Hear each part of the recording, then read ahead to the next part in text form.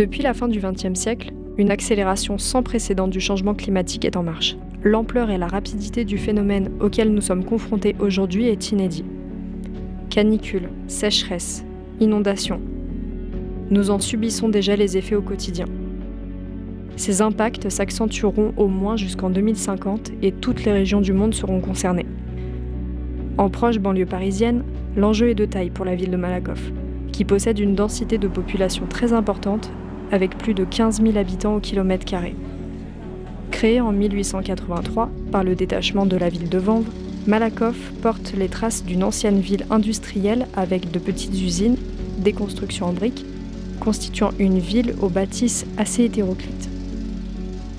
Ville à l'urbanisme divers et varié, Malakoff est aujourd'hui partagée entre ruelles pleines de charme, espaces verts, mais aussi chantiers par dizaines ou grands ensembles de tours bétonnées.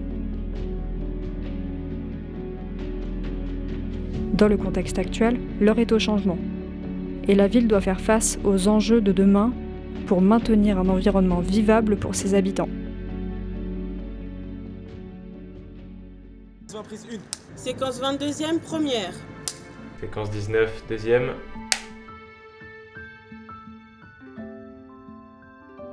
Moi, la priorité, je trouve que ça devrait être les enjeux écologiques.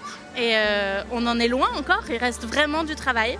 En tant que municipalité, on n'a pas vraiment encore saisi les enjeux, j'ai l'impression. On se dit qu'on va économiser 3 sacs plastiques et que c'est la bonne dynamique, mais il y a vraiment une réflexion plus globale à avoir. Par exemple, aujourd'hui, le vélo n'est pas du tout facile à utiliser à Malakoff. La voiture règne en maître. Ce sera un espace public qui ne sera pas du tout le même. C'est-à-dire que l'espace public aujourd'hui, c'est un espace tout voiture avec très peu d'arbres. Et ça ne pourra pas être ça en 2050 et il va falloir tout changer. Alors en 2050, je pense que la voiture individuelle n'existera plus. Il n'y aura plus assez d'essence, ça coûtera beaucoup trop cher. On aura peut-être des voitures électriques, mais on sait qu'on ne pourra pas en donner à tout le monde parce qu'il n'y a pas assez de batteries. Et donc on aura besoin beaucoup de transports en commun. Donc on développe aujourd'hui beaucoup de transports en commun. Et le vélo sera sans doute l'arme subtile de la région Île-de-France. Et aujourd'hui, il y a eu beaucoup de projets sur la région Île-de-France. Il y a eu un plan vélo à Malakoff qui malheureusement a échoué, mais qui pourra peut-être reprendre vie dans les années à venir. Donc nous nous mobilisons depuis 2 ans en faveur de la réhabilitation de cette tour contre le projet de l'État qui lui est pour une démolition-reconstruction. Alors qu'est-ce que ça représente cette tour? D'abord en termes de masse, vous êtes face à un bâtiment qui fait plus de 35 000 m², qui représente en béton à peu près 50 000 tonnes de matériaux. Et donc bien évidemment, la démolition de ce bâtiment pose des questions environnementales extrêmement importantes.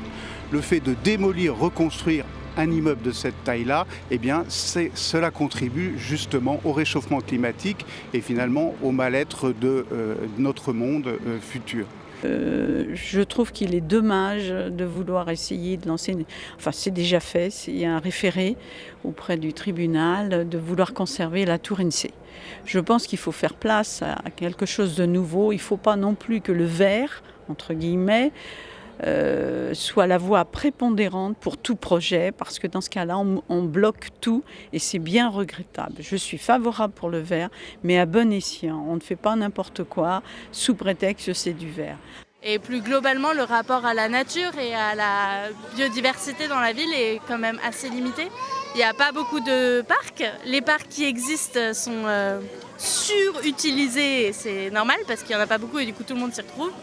Et rien que l'année dernière, on a artificialisé le sol du stade de Malakoff, qui était le seul endroit où les enfants pouvaient vraiment jouer dans l'herbe dans toute la ville.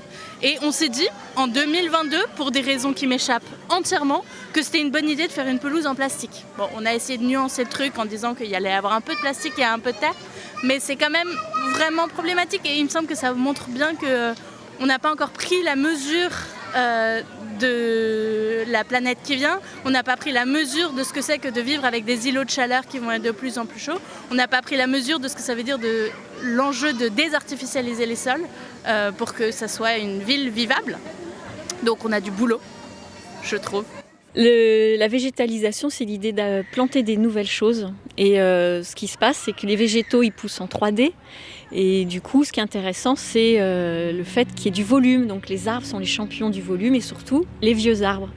Donc la priorité, c'est de conserver les vieux arbres plutôt que de chercher des nouvelles zones à planter.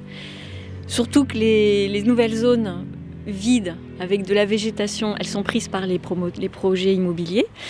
Et donc l'essentiel, c'est de conserver les vieux arbres avec leur environnement, c'est-à-dire de la pleine terre, de l'espace au sol, dans le sous-sol, et un accès à la lumière.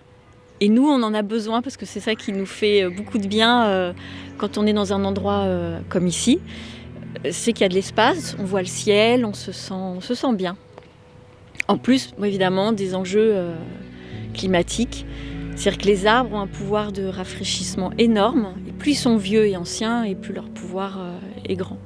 Donc il faut absolument conserver les arbres anciens en priorité.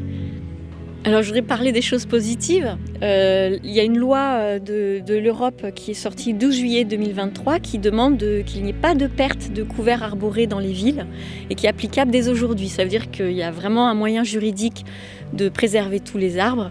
Et l'association Malakoff Environnement, elle va pouvoir se positionner, agir juridiquement s'il le faut, aider les gens à s'informer. La tour INSEE, la végétalisation, les transports. L'engagement dans la lutte pour le climat crée le débat entre les citoyens de cette banlieue parisienne. Un débat incessant, mais de la plus haute importance, car il façonnera le Malakoff de 2050. À présent, il est temps pour nous d'agir ensemble pour dessiner le Malakoff de demain.